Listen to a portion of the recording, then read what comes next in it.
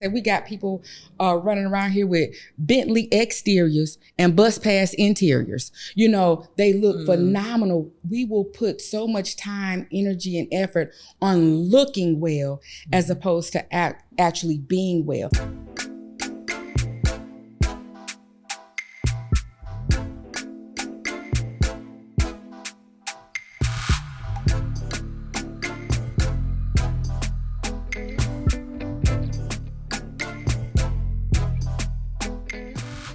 Hello, and welcome to today's episode of Pearls in Politics Podcast. My name is Kahala, and I'm your host. We are so happy to have you with us today as we continue our series on mental health in the African American community. Today, as we continue to polish our pearls and try to focus on becoming our best selves emotionally and psychologically, we will discuss a topic near and dear to me, the state of the African American woman's mental health. Joining me today is my dear friend and licensed clinical professional counselor, Tyler Roy. Hello, Tyler. Hello, Miss Kyla. How are you? I am wonderful. How are you today? I'm wonderful, and I'm extremely elated to be here with you today, so thank you. And I am elated to have you. So you already know how I feel about you. Mm-hmm. And so to have you here today to discuss mental health and the African American woman just means so much to me. Like when I was thinking, who should it be? Literally no one else came to mind. And so, because when I think of everything that you do, you have a strong social media presence. Okay. You have a large community that follows you and loves you, and you give it to us straight. Like like there is no buffer, there's no chaser, and it's perfect. The way your delivery is perfect. And so I wanted you to come on today and talk to our viewers and our listeners about our mental health, about our struggles and challenges and getting past that to a place of healing. I'm not going to cry today. I'm not. Okay, that's a challenge that we're going to have for each other. Okay. We're not. Okay. That a pinky promise. Okay. Okay. So, yes, I wanted you to come on and talk to us about us today. Okay. So, tell our viewers and listeners, how do we know each other? Okay. Pinky promise, right? Yes. Okay. So, you are a little bit younger than me. Operative word being a little bit younger than me. Right. So you kind of came up with my brother. But our reintroduction was when we were both panelists. And I don't know if you even remember this, when we were panelists for the Big Hat Brunch. Yes. Which was a phenomenal experience, if you remember that. Just a room full of women. And you introduced me to the biblical story of Ruth. And I was at a tough time in my life at that point, and I was contemplating doing a book about my healing process. So this had to be about 12 years ago. You introduced me to the story of Ruth, and then the beauty for my ashes and my greater being better, my latter being better than my greater. And I don't think you realized at that point, we already had an organic connection, just being co-panelists. But when you spoke about that and you broke that thing down, I don't think you realized how much of an influence that had on me. And I was empowered, and that was the confirmation that I needed. So you don't even realize that you were really a big push for me to even get my book out and to become as committed as I am about the healing process, just for what you shared and introducing me to Ruth. So a lot of times I call you, that's my moniker, my Ruth. So I thank you for that.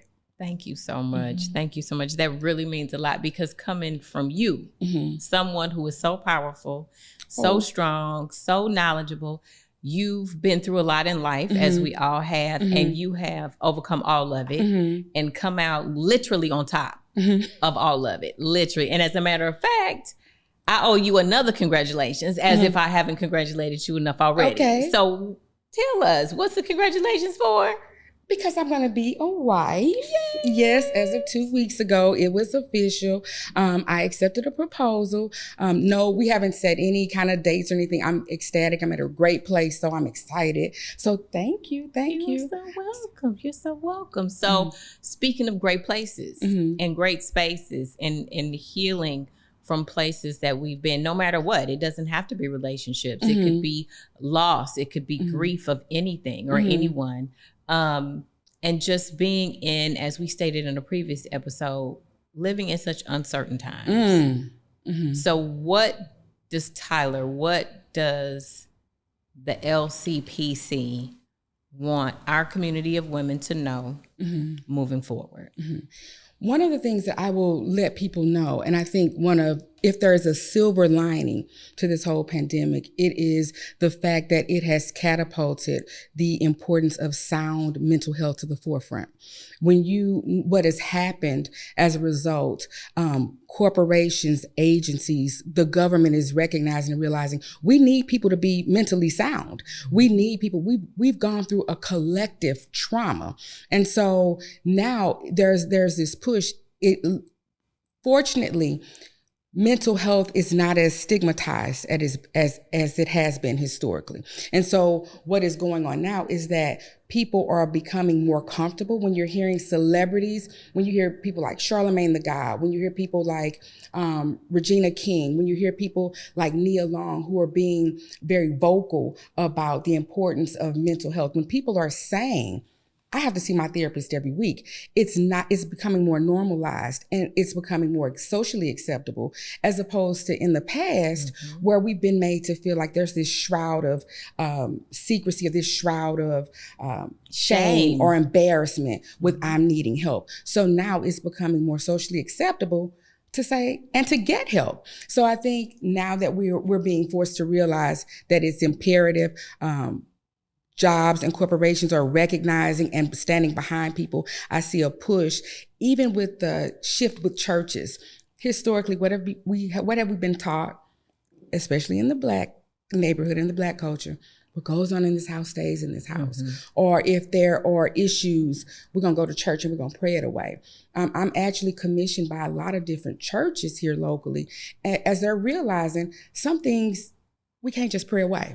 So our community a lot of time is plagued with unresolved traumas. Who experiences grief and loss and traumatic events more than we do? And so I think we're moving to a place where getting mental health services is less stigmatized, more socially acceptable, and now more people are doing it. Well, that's very true, because as you said, from the celebrities, and of course, no one will ever forget Simone Biles in the Olympics. Yes, absolutely. And I think that really, in addition to the Nia Longs and the Charlemagnes, that put it on everybody's radar. So no matter your race, no matter your gender, whether you were in China or America, she put it all the way on the map, and she chose her. In every way in that instance. And I think so many people they just couldn't believe it, because it was the Olympics and you trained your whole life, and but she said, I'm going to choose me. And that's exactly what she did.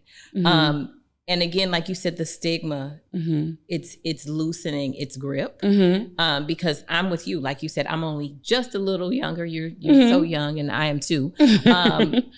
But just in our generation, you did not go to therapy. You did not talk about mental illness. You did not do any of those things. So for you to be able to sit here and tell us that it's loosening, like I said, its grip on our community and on the world. And so now we can move into those spaces to come see you freely, right? And it's good to be like, what'd you say? Oh, I'm gonna go see my I got a therapy appointment. Y'all gonna wait because I'm going to therapy. Absolutely. So yeah. And people are now, they're not as ashamed. It's not, again, with that stigma being removed, people realize, I tell people this all the time, there's a misconception that crazy people go to therapy, or it has been historically.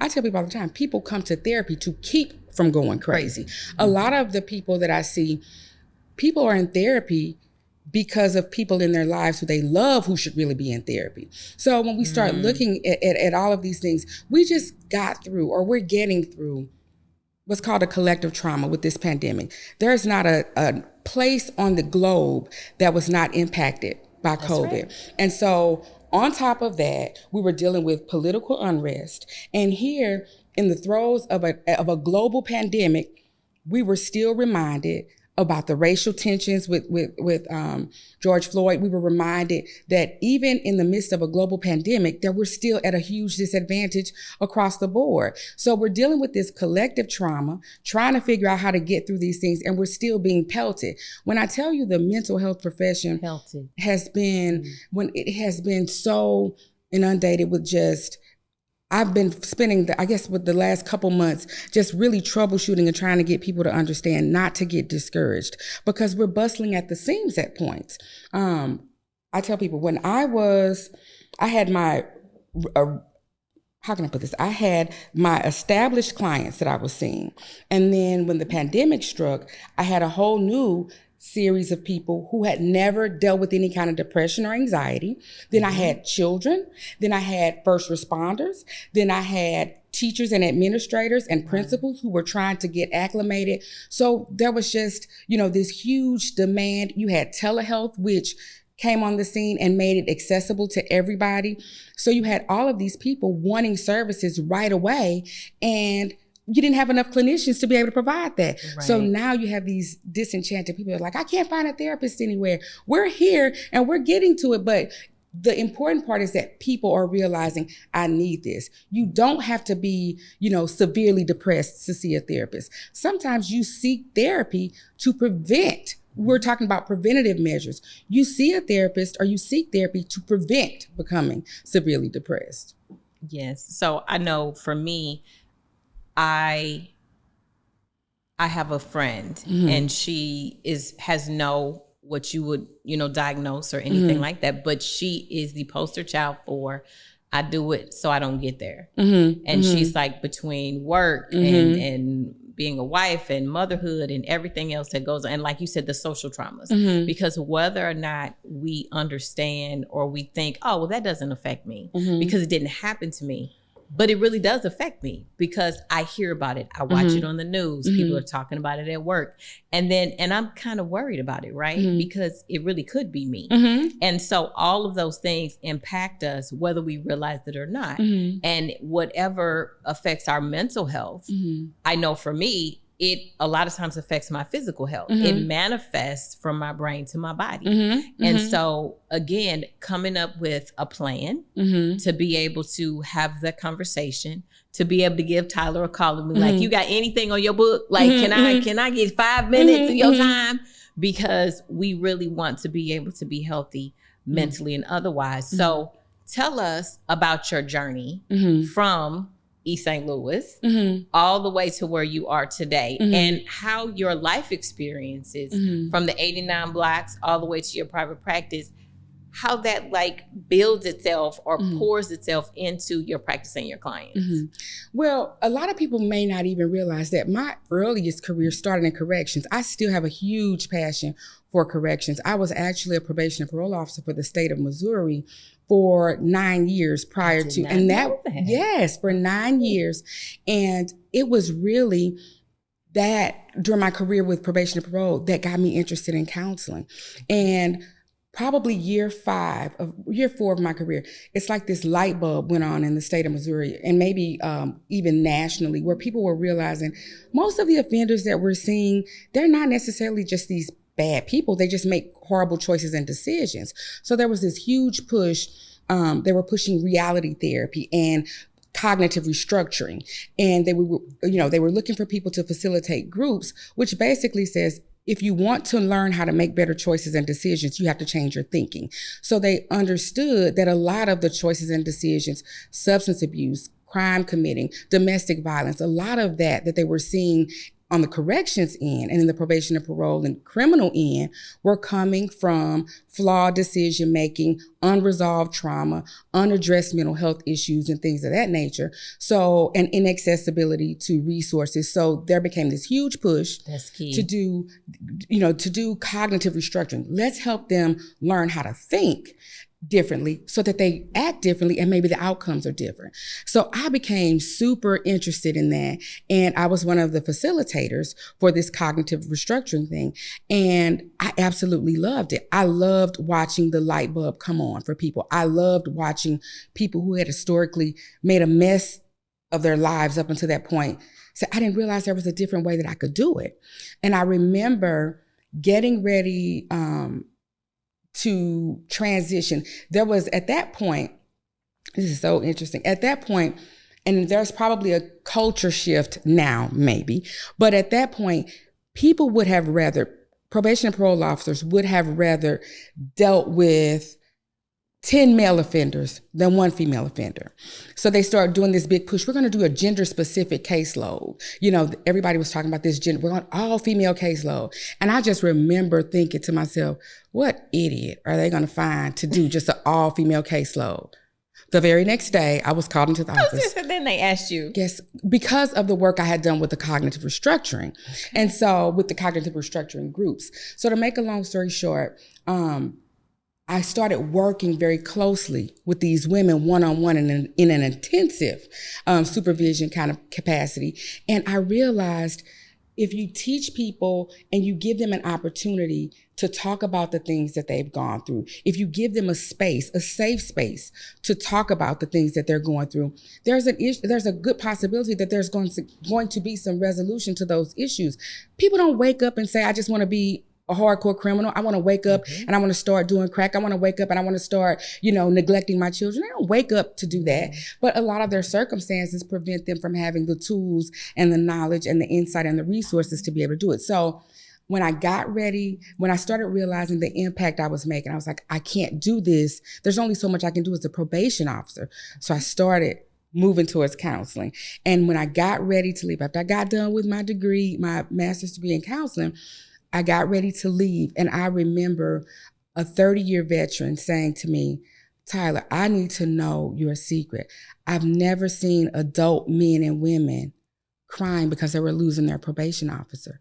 I need to know what you do differently. What's the sauce? What's the sauce? I need to know. And so I realized that cognitive restructuring, cognitive behavioral therapy, helping people to understand how their trauma, or even early trauma, was impacting their decision making. When I realized that I could do that through counseling, I was hooked, line and sinker. I knew that was what I was called to do. And so I started off, I have an extensive history. I started off with the geriatric population in nursing homes. I did a lot of work with foster care, specialized foster care and traditional foster care. I did a lot of work with at-risk youth in a residential placement setting. One of my, and I don't think we talked about it, but one of my licensures is I'm an Illinois licensed LCPC, but I'm also a licensed sex offender treatment provider. I'm a certified sex offender treatment specialist. I'm a certified clinical trauma professional and a certified clinical child and adolescent trauma professional. So I love the fact that I'm able to help people understand how that trauma impacts them, and how if they can kind of resolve some of those issues, it can help them with better decision making and just being happier and healthier across the board. Mm-hmm. That's amazing. So you have lots of experience and lots of, are those certifications or? The LSOTP, the Licensed Sex Offender Treatment Provider, that's an actual licensure. The other ones are certified clinical certifications that you get like post whatever your licensure is in your respective state. So it comes, so I have a great passion for trauma. That is awesome, because I've seen as your journey has progressed, I see how you continue to get your licensures and you continue to get your certifications. And again, you have a whole village. It's way bigger than a village at this point. A whole tribe. What do you call it? A tribe, Chris? You have a whole tribe of people who support and love what you do. And it shows in how you deal with everyday people who are not the sex offenders. They're not the people in corrections, but how you deal with your family, how you deal with your friends, and just the way that you relate to people in general. And so I can see how all of your life experience then translates into the wonderful work that you do. Why did you choose to go into private practice? Because as we all want to know here at Pros in Politics Podcast, Ms. Roy has a private practice that we all want to know about, where it's located, who you see, what your hours are. So when people want to reach out to an excellent, amazing, wonderful female LCPC, they can come right here. So where's your practice and who do you see? Okay. My practice is located in Swansea, Illinois. I have actually been in private practice now 16 years. I've been in the mental health profession for 22 years. I've been in private practice for 16. I'm located in Swansea, right off 159. I have evening and every other Saturday morning hours. And I have those hours, and I'll get to this too, because I think this is an interesting point too. I have those hours, which allows me to really be able to accommodate people who work full time or who work Monday through Friday and have pretty unconventional hours. So Saturday morning, sometimes I see children, I see adults, I see the geriatric population, I see individual couples and families. So anything, my specialties are any kind of mood and behavioral disorders, adolescent or adult mood or behavior disorders, post-trauma issues, grief loss issues, relational issues, any kind of major life transition. I especially like my work with women's issues. So I pretty much, I don't have a set, some clinicians are just like, I only want to see children. Some clinicians are, I only want to see, I have people of all races, all socioeconomic backgrounds, all religious backgrounds. I'm a Christian, but I'm not billed as a Christian therapist. One of the things that I think that people appreciate about me, and this is going to sound crazy, so I'm going to clarify. I told you I've been in private practice 16 years. I have about 4 people who've been with me for 16 years. And it doesn't mean, I always try to do my disclaimer because I don't want people to say, well, dog, they've been with you for 16 years. You must not be that good. But what happens is, throughout their lives, they may have started coming to see me because they were going through a divorce.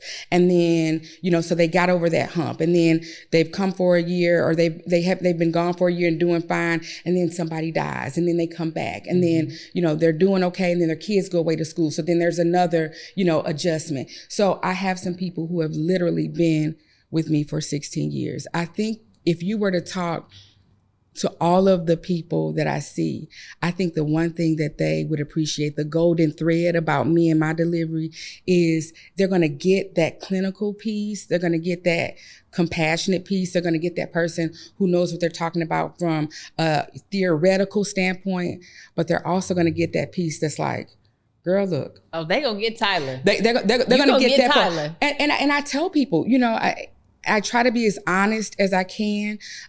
If you're not ready, I understand that. And I don't have any reservations about saying, you're not quite ready yet, and I get that. But come to me when you're ready to work, really. If you want somebody to just tell you what you want to hear, I'm not that therapist for you. I'm going to educate you, I'm going to empower you, but I'm also going to hold you accountable. And I say all the time, I guarantee you there are people that want to get up and knock off, when they're getting ready, done with their session, they want to knock everything off on my office, on my desk, in my office and off my desk. But they always say, when's my next appointment? So I believe in accountability, but I also believe in teaching. I believe in empowering, I also believe in giving people a safe space to be able to talk about what it is that's hindering them from living their absolute best lives. One of the other things that I wanted to, and I don't know if we discussed this beforehand, but I'm also a full-time provider for SIF. And so as a full-time provider for SIF, I'm located in Centerville. That enables me to be able to ensure, and if you know anything about Centerville, the Centerville area, it provides service to East St. Louis, to Centerville, to Cahokia Heights, to Washington Park. That's a totally different demographic. And being a provider there allows me to ensure quality mental health services to people who've been underserved and who ordinarily may not have access to that. So when I tell you the one thing that is the same is my level of commitment to both of those populations that I serve. Now, explain for those who don't know what SIF is. Southern Illinois Healthcare Foundation. And so if you are familiar with the Centerville area, it was formerly known as the Mother and Child Center, but it's now the Centerville Location Site 4. And I remember when I initially was hired with Civ about 6 years ago, I was actually contracted to work at a whole nother site. And one day after signing my contract, they said, we got another couple sites that we would like for you to check out. When I walked into those doors in Centerville, I said, this is where I want to be. I don't need to look anywhere else. This is where I need to be. And so I get the pleasure every single day of waking up, being able to do something that I absolutely love. And one of the benefits being at Civ is the people that I serve there, they get to see somebody that looks like them. They get to see somebody who is from the same area that they're from. A lot of times people don't realize that how well you fare in therapy is largely contingent on the relationship that you have with your clinician, with your therapist. Absolutely. You know, you got to be able to connect. We're talking about my traumas. We're talking about my insecurities. We're talking about my relationships with my families, my most intimate, secrets and things that I've struggled with. I have to have a connection with you. So for the folks that I see as Civ, for them to be able to say, she looks like me. She knows some of the struggles that I've had to encounter. She knows some of the traumas that we've been through. She knows what it's like to tragically lose people very unexpectedly through gun violence. She understands these things. That relatability, I think a lot of times is very soothing and encouraging for people who ordinarily may have some reservations about talking to a mental health professional. So in essence, the long and short of it is I see everybody. And I love, I don't have a preference. I do a lot of work with women and a lot with adolescent girls. And I absolutely love that population, but I love them all. I love them all. And I don't think there's any question as to the level of care that men and women and children get from Tyler Roy, because it emanates from you. It is something that you can tell you live it, you breathe it, like it's like the air you breathe and the water you drink, and you don't come off judgmental. You don't come off preachy. You come off, like you said, I'm going to give you my clinician and all of my education and all of my stuff, but then I'm going to give you Tyler, I'm going to give you Centerville, East St. Louis, Washington. You're going to get all this black girl magic today. You're going to get Edgemont. You're going to get Edgemont today. You're going to get all of that. And so, again, the relatability, I think that's one of the reasons that we have gravitated to each other as much as we have. Though we have different life experiences, at the same time, we have life experiences. And so your genuineness comes off so immediately. And so I am absolutely certain that comes off to your clients, because I mean, sometimes I feel like on social media, we're all your clients. Somebody actually said that. Tyler wakes up and I be like, okay, she waking up to teach the people today. Go ahead, teach the people today, Tyler, because you not playing.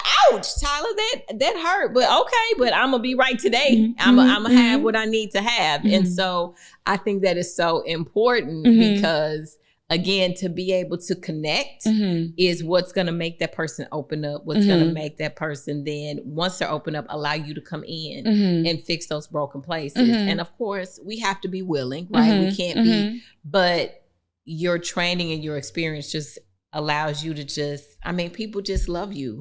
And so just to be able to have that connection with your therapist is just what so many people need. So with that being said, we've talked about how the stigmas are falling away, but what would you encourage or what would you recommend to help pull those last layers of stigma off for women, for African-American women, and for our community? Because it's still there. And so what work are you doing and what work do we need to do to finally push some of those last layers back?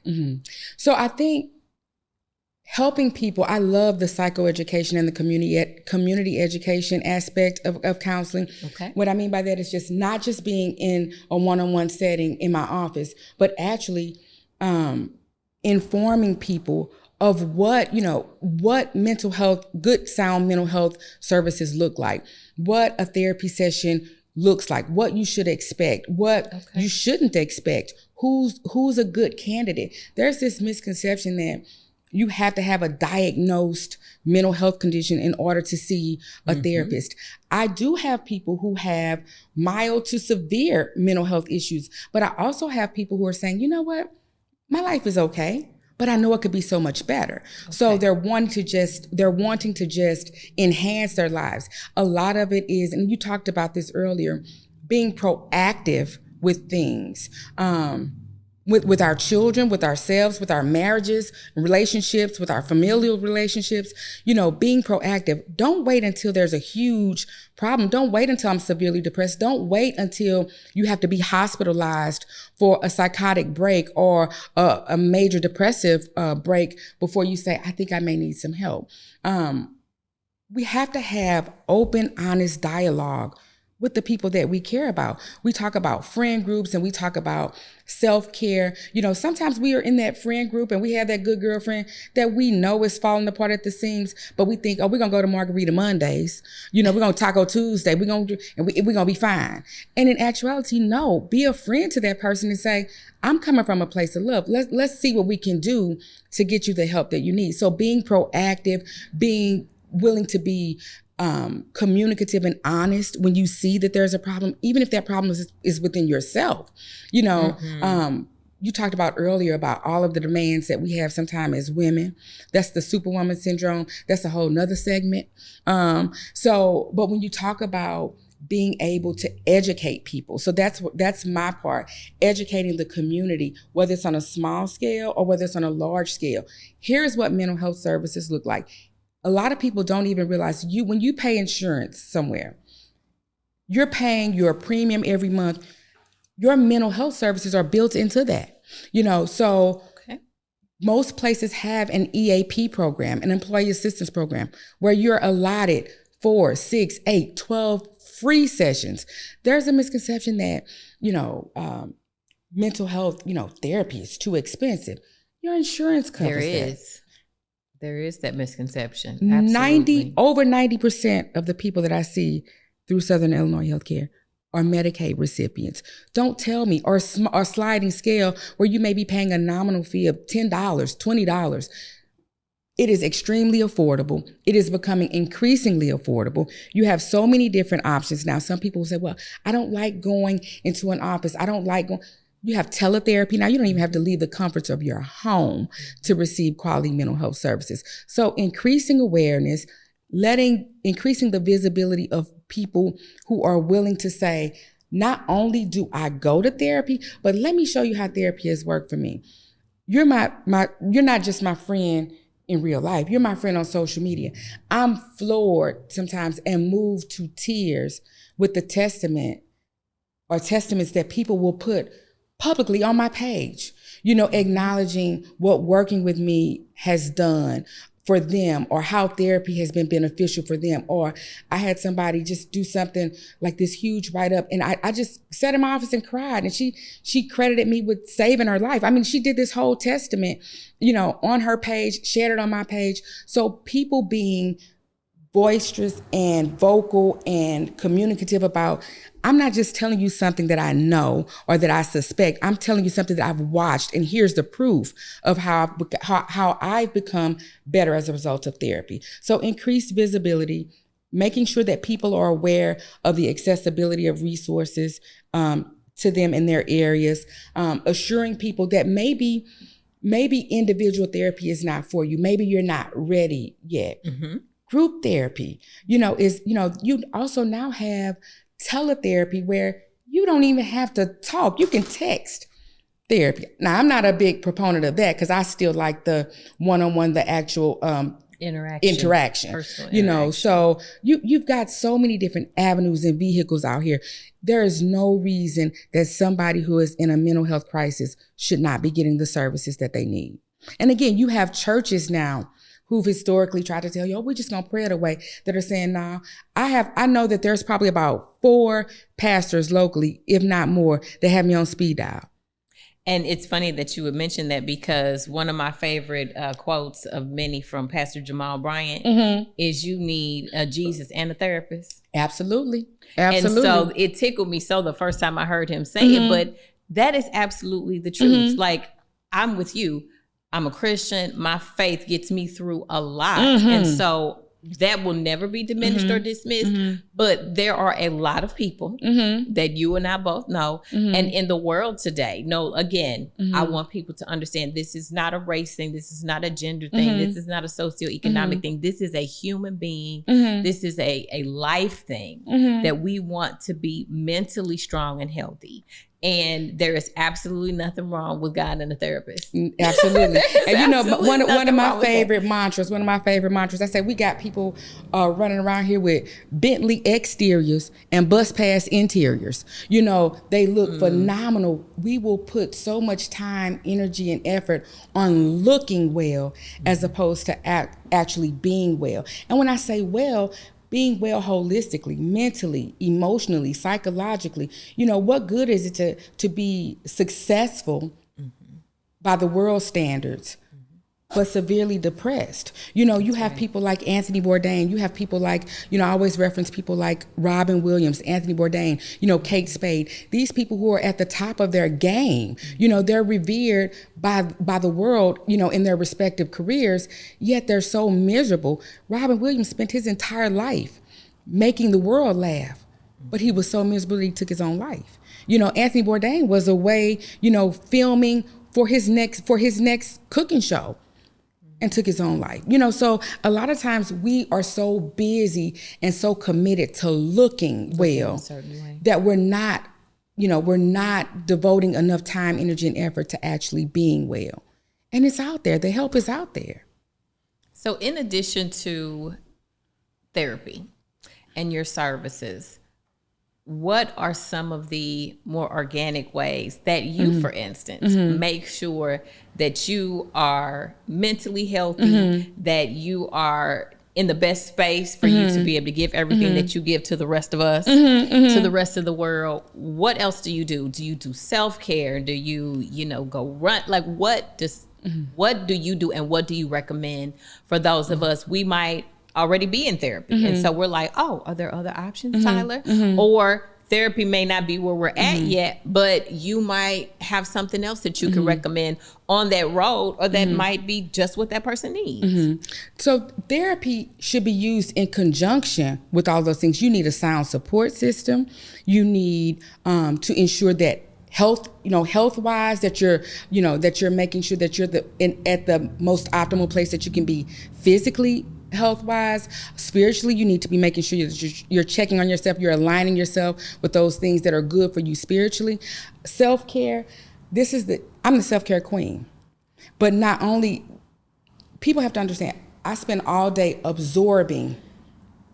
And when I'm sitting here like, she deals with all of this on a daily basis. When I tell you, Kahala, to hear some of the stories, to talk to people when they are in the throes of some of the most despicable, despondent, unbelievable situations, traumatic situations that you could even possibly muster up, to absorb that every day. I learned early. Now, initially as a new therapist, of course, it was exhausting, but I had to learn quickly. If you're going to stay in this field, you have to learn how to balance. You have to learn how to, that's just like somebody who's a stylist, okay, a hairstylist.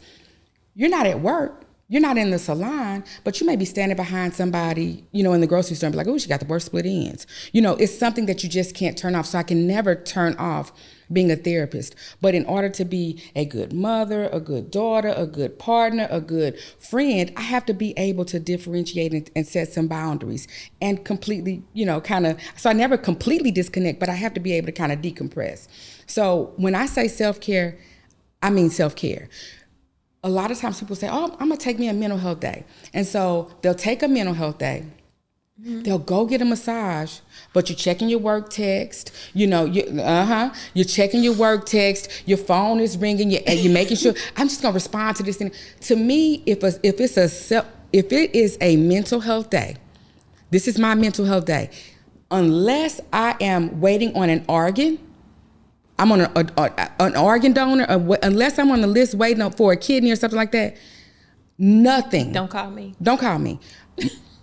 My children know, like, if this is my time, that this is my time. Why? Because you don't ask for it all the time. And it's necessary. It's necessary. You have to, self-care has to be self-care. Okay. And I know that that's something that I need to work on, especially being in a new job capacity, especially having children ranging, like you, from 14 all the way down to 3, and just everything that we have to do in life. What do we say? Superwoman syndrome. I have to learn to set boundaries. I have to learn how to completely unplug, because that's why you just told on me, and then you was like, I saw your response. I knew. Because I will take a day, but I am responding to emails, I'm taking phone calls, I'm doing all of those things. And so, but I'm like, well, because I need to. But you're like, no, you don't know what you need to do. It's completely unplug, find that balance, so then that way you can operate at your best. And so I think myself and a lot of our listeners and viewers, that's a challenge, because it's so hard to completely unplug. But we have to understand that it's about quality versus quantity. I would rather have a true self-care day versus a 4-week vacation, and so sometimes what you do in that 4 hours is more beneficial for you self-care wise than what you could do in 4 full days. So it's, when you talked about, I still take those calls, I respond to those texts, I do all this. Are you telling me that 4 hours that the world is going to collapse, or those people that you're responding to, that they're going to collapse and everything that you're working on is going to be scrapped if you are not available for 4 hours? No. Another thing I tell people, no is not a dirty word in my category. I have gotten to the point where if it's not something that I want to do, that I'm willing to commit myself to, then I don't have a problem. I don't have a problem saying, no, I'm not available. We a lot of times overextend ourselves. We don't, we don't want to disappoint anybody. I don't want them mad at me, or after all, I guess I could, but we do it. But part of us is doing it very begrudgingly because it's imposing. So you have to learn how to be, I'm not going to say stingy with your time, but you have to learn how we do so much that we're required to do, that we have to do, that when you have that free time for yourself, you have to be okay with saying, I'm going to use this time the way I want to do. My children, I'm going to make sure that I'm ensuring that those areas that sometimes get neglected because we are working and saving the world, that I have to make sure that I'm putting back into those things. So self-care, I'm a huge proponent of self-care, real, genuine self-care. Prioritizing, you'll have Brenda's birthday brunch, you'll have Gloria's going away party, you'll have, Frida's, divorce party, you'll have all these things. You'll have your sorority saying you got to do this. You got your church saying this. You got your church, you're on the food ministry. We got Brother Johnson's repast. You got your husband saying, hey, can you look for this and fax it over? Get it sent over to me by 12 and it's 10:50. You got all of these things going on. And guess what you're doing? Okay, I'll do it. I got it. I'm on top of it. I'll make sure I'll get it done. So you're committing yourself and you're overexerting yourself. You don't even realize that that's creating stress. It's creating anxiety. It's creating a place where you're doing things from resentment. So if you don't set boundaries, if you don't say, there's only so much that I can do, if you don't recognize that you have limitations and communicate that to the people who are making these demands of you, you're always going to be behind the 8 ball. So self-care is huge. Again, finding a therapist, if you do decide to find a therapist, making sure that it's a good fit. I've seen people go and devote a year to therapy. And I'll say, how long were you seeing your previous therapist? For a year? Well, how do you think I never felt connected. You spent an entire year wow. going to see, it's not even monetarily about the money you've spent. It's about That's the a time. year that you could have been a lot further. I tell people a lot of times, I wish ethically it was acceptable to take a before picture of a person the day they walk into the office to start therapy, and maybe 6 months in, I would love for them to see the before and after. When you start devoting that time and really putting the work in, we're not supercomputers. You can be a great attorney, but if my marriage is falling apart, I can be a spectacular spouse, but if my children don't feel a connection to me, I can be a great, I can be a great, person at church, a great pastor. But if I have a strained relationship with everybody else in my family,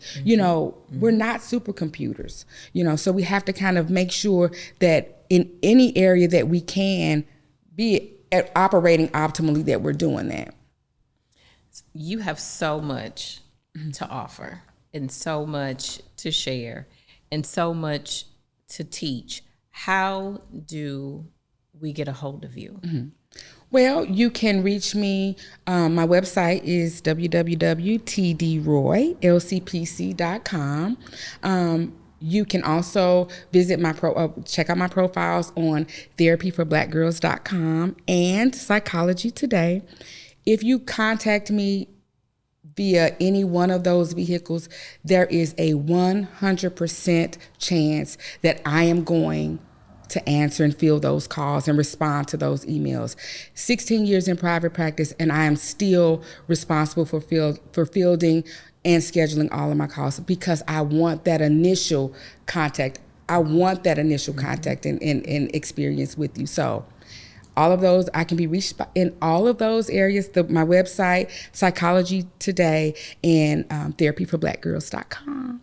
That is awesome. So you mentioned to me prior to coming that there were just one or two things that you absolutely wanted us to know. Did you cover those, or is there still a nugget somewhere deep inside of Tyler that you want us to know before we let you go today? The most important nugget, I think I touched on everything, but the most important nugget, I had a mom tell me, and this is still to this day the most profound thing that I've ever heard in a therapy session. I had a mom say to me, I am here so that my children won't have to be. And I think when you're struggling or you're contemplating whether or not therapy is right for you, if you can't make that decision for yourself, consider the people that are closest to you. Consider the people that you love the most. Like I said earlier, a lot of people who are there in therapy, actively in therapy, are really there because of the people that they love that should be there as opposed to them. And it's out there. The help is out there. You don't have to start off, it can be very intimidating. Speak with a therapist first. Get an idea. Call me so I can tell you what to expect and what not to expect, and then what your options are, because you don't have to just go and sit in a therapist's office anymore. That is awesome. So you have given us so much today, as you give us so much every day. And I really appreciate you coming because, again, we want people healthy, mentally, physically, emotionally. We want people to be their best selves. And so here at Pros in Politics Podcast, we have the Tylers, we have the John Pierres, we have all those people to come on and have a conversation with us, so that way we can take those nuggets that you all have and then apply them, because it's the life application, right? So you can tell me, Kahala said boundaries, you can tell me you do way too much, you could tell me, you think, there's so much more in you than you know, but if I don't apply it to my life, it's just words. And so we have to get into a space where we receive the information and then we actually apply it to our day-to-day lives to be better people. And so we are so grateful that you came. You didn't have to come, but you did. Thank you for having me. And like I said, you were the first person that I thought of in this space. Will you come back? Absolutely. Yay, Absolutely. Thank you for having me. Thank Absolutely. you. I'm so excited. And we will see you again and again on Pros in Politics Podcast. Thank you. It's been amazing. Thank you. So thank you so much for joining us today as we talked about the mental health of the African American woman in our series on mental health in America with the African American community. So thank you so much for joining us, and we will see you again next Friday. Thank you so much for tuning in.